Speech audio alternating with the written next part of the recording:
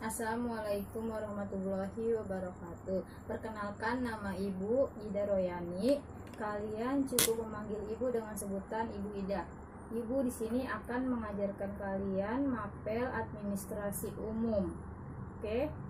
Ya, pertama, sebelum kalian mengenal lebih lanjut mengenai mapel administrasi umum, ya, di semester pertama ini atau semester ganjil, kalian di bab pertama akan mempelajari mengenai ruang lingkup administrasi. Oke, sebelum lebih jauh lagi mengenai administrasi apa itu, ya, kalian harus tahu apa sih arti dari kata administrasi.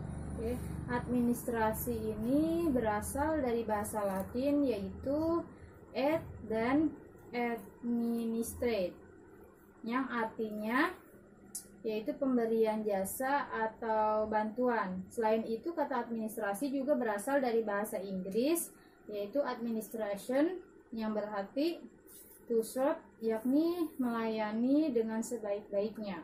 Oke, itu arti kata administrasi. Selain itu, kalian juga harus tahu mengenai pengertian dari administrasi dari beberapa tokoh atau dari beberapa ahli. Nah, di sini Ibu akan menjelaskan hanya beberapa tokoh ahli, ya. Yang pertama itu menurut Arthur de Granger, ya. Menurut Arthur Granger ini, administrasi ini adalah suatu fungsi yang berupa komunikasi pelaksanaan dan jasa dari seluruh perusahaan atau organisasi, ya. Itu. Yang kedua itu menurut George R. Terry. Beliau mengatakan administrasi adalah proses pengendalian pekerjaan dan pengorganisasian kerja dan mobilisasi bagi mereka yang menerapkannya untuk tujuan tertentu.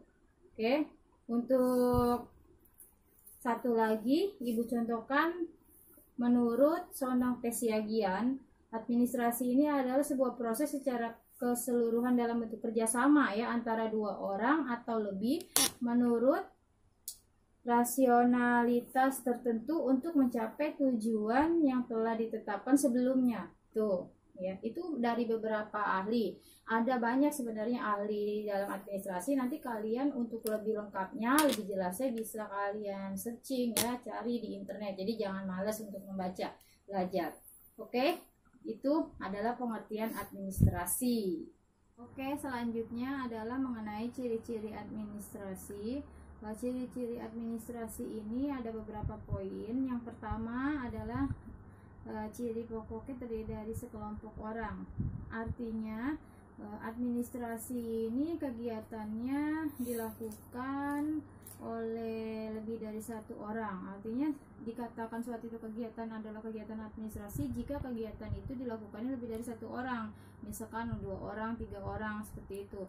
Nah, kemudian ciri yang kedua adalah adanya kerjasama. Nah, dalam kegiatan administrasi ini ada yang namanya kerjasama dari 2 orang atau lebih, ya, untuk melakukan suatu kegiatan seperti itu. Nah, kemudian ciri yang ketiga adalah adanya pembagian tugas. Nah, adanya pembagian tugas yang jelas di antara personil kantor ataupun itu adalah pegawai-pegawai kantor, ya, yang nanti akan diterangkan lebih jelas lagi apa itu pegawai kantor di pertemuan-pertemuan selanjutnya.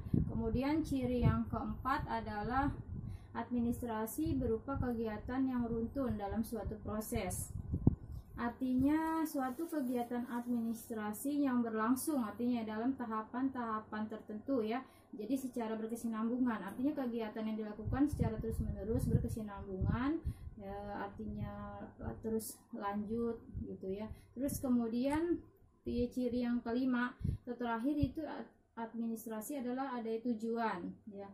Tujuan yaitu apa? Tujuan yang direncanakan seperti itu, yang sudah diplanningkan. Jadi setiap kegiatan itu kan harus ada yang namanya tujuan. Apa sih tujuannya melakukan suatu kegiatan? Misalkan mencatat, tujuannya untuk menyelesaikan mencatat hasil rapat, seperti itu. Jadi ada tujuan, ada planning, perencanaan yang akan dicapai. Seperti itu adalah ciri-ciri dari administrasi.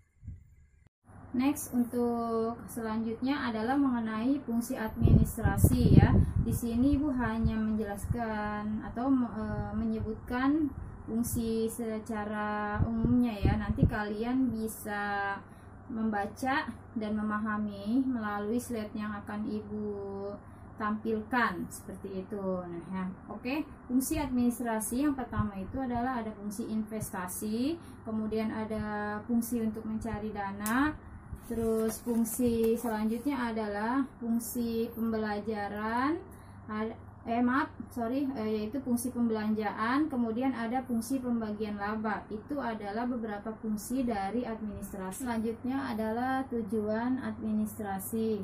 Tujuan dari administrasi ini harus kalian ketahui, diantaranya mengelola penerimaan maupun pengeluaran organisasi atau lembaga ya secara baik dan benar. Dan beberapa tujuan lagi yang bisa kalian baca melalui slide. Oke. Kemudian ada beberapa jenis-jenis administrasi yang harus kalian ketahui ya.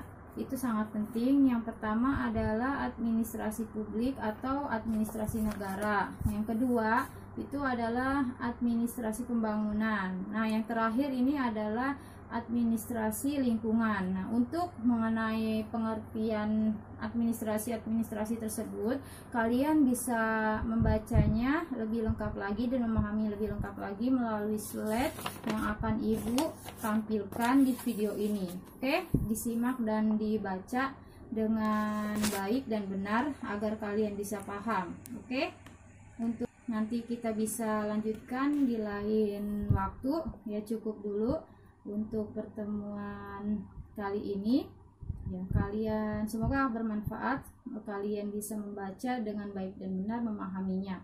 Oke, assalamualaikum warahmatullahi wabarakatuh.